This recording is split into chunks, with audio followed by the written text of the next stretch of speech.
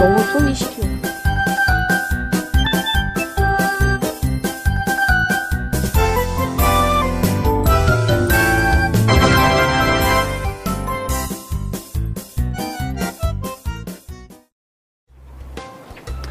네, 여러분 만나서 반갑습니다. 꿀강이 꿀역사의 하연쌤입니다. 쌤이 지금 나와 있는 이곳은 어디냐면 4.19 혁명과 관련된 민주묘지, 4.19 민주묘지입니다. 잘 보이시나요? 북한산 아래에 자리를 잡고 있습니다.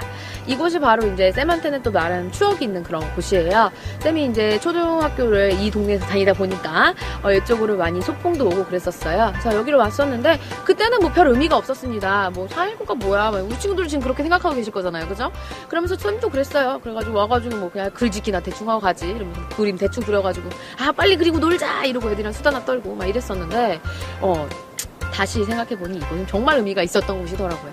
쌤 집 앞 동네인가 아니라 우리나라 전체로 봤을 때도 엄청난 의미가 있는 그런 곳이죠. 지금부터 이 4.19 민주화 운동과 관련된 이 4.19 민주 묘지에 대해서 한번 같이 살펴보도록 합시다.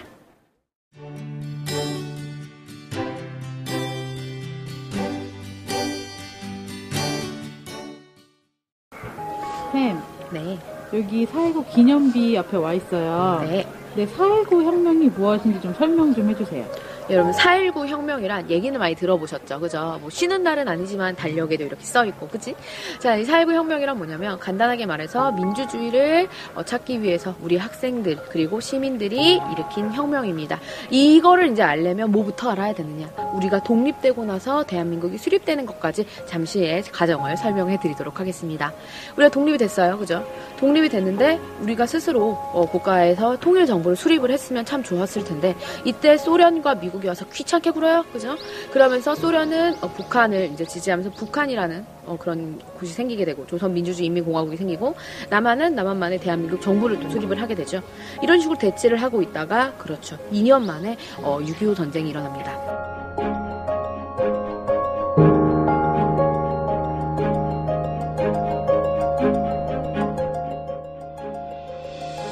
6.25 전쟁이 일어났는데 중요한 건 이 6.25 전쟁은 휴전입니다. 그죠? 많은 피해를 남긴 채 휴전으로 그냥 전쟁을 잠시 중단한 것뿐이에요. 그러다 보니까 우리는 아직도 전쟁의 위험 국가 이런 걸로 분류가 돼가지고 해외에서 우리나라를 되게 위험하게 보는 사람들도 많대요.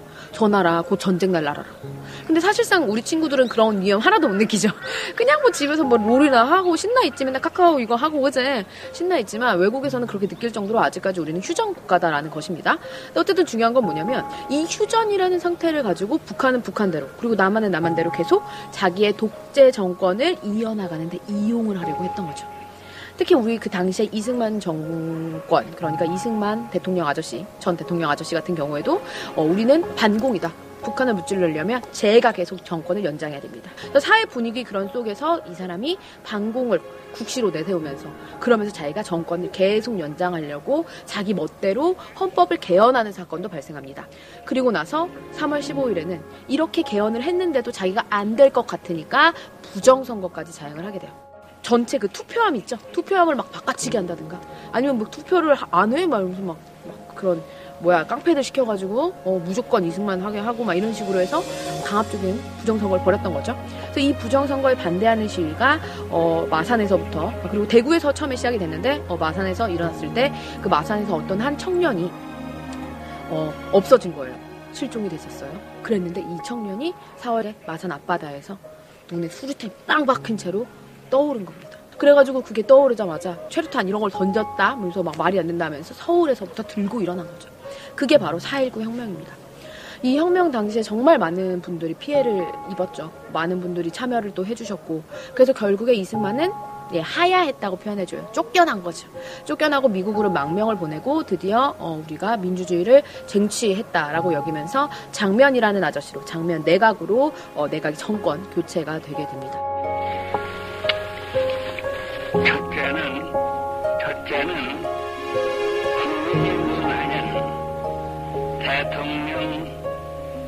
대통령직을 사임할 것이며 둘째는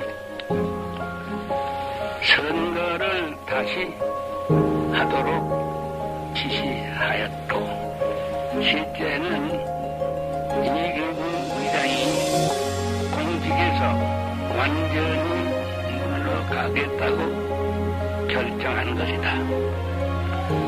넷째는 만일 국민이 원하면 내가 책임질 대안을 할 것이다. 결국 시민 손으로 그쵸, 독재자를 내쫓고 새로운 국가를 수립하게 된 계기, 그게 바로 이 4.19 혁명이죠. 근데 이 4.19 혁명 이후에 또 나중에 또 다른 독재자가 또 등장하기는 하지만 또 그때마다 우리가 5.18 민주화 운동이라든가 그다음에 뭐 부마 항쟁, 뭐 6월 민주항쟁 같은 일들을 겪으면서 지금의 대한민국이 수립이 된 거예요. 우리 친구들은 민주라는 말이 되게 봤을 때 뭐 별 감흥이 없잖아요. 근데 과거에는 독재 정권 이런 거였기 때문에 그렇지 않았다라는 겁니다. 우리 친구도 혹시 영화 변호사 이런 거 보셨는지 모르겠는데 그러한 내용들도 전부 다 이런 민주 운동을 기반으로 하고 있는 그러한 영화들이라고 할 수가 있겠습니다. 이런 거를 쌤이 지금 말씀드리는 이유는 뭐냐면 우리 친구들이 그냥 4.19 혁명 기념일 하면서 그냥 넘기고 이런 날도 있어? 이런 일이 말고 이게 정말 몇 년 안 된 역사거든요. 1960년에 일어난 일입니다. 우리 친구들은 대략 2000년대에 일어난 거죠. 40년밖에 차이가 안 납니다. 정말 근처에 있는 역사예요. 이런 역사도 우리 친구들이 당연히 그 나라에서 살아가는데 알고 가셔야 되겠죠. 그래서 좀 이런 역사의식을 가졌으면 하는 마음에서 쌤이 이렇게 4.19 혁명 민주 묘비를 방문을 하게 된 것입니다. 좀 경건하게 좀 생각해 주셨으면 좋겠고요. 그러면서 어떻게 우리 민주국가가 수립돼서 여러분들이 그렇게 편하게 컴퓨터를 하고 롤을 하고 핸드폰을 할 수 있는지 그런 것들을 좀 느끼셨으면 좋겠습니다. 그리고 또 여기는 쌤의 아까도 말했지만 그렇게 추억이 있는 곳이기도 해요. 여기서 막 친구들이랑 수다도 많이 떨었고 그다음에 그림도 막 그리고 글도 쓰고 막 이랬던 곳이라서 그래서 되게 다시 또 찾으니까 쌤도 되게 뿌듯한 것보다는 되게 설레고 또 경건한 마음이 더 생기고 그러기도 하네요. 또 역사 선생이다 보니까 또 괜히 또 마음에 와닿는 그런 게 있네? 막 이러면서 자 여러분도 그렇게 좀 마음 가지셨으면 좋겠고요. 그리고 요 주변에 또 쌤이 한번 가보고 싶은 곳이 있습니다. 그곳으로 다시 또 안내해 드리도록 하겠습니다.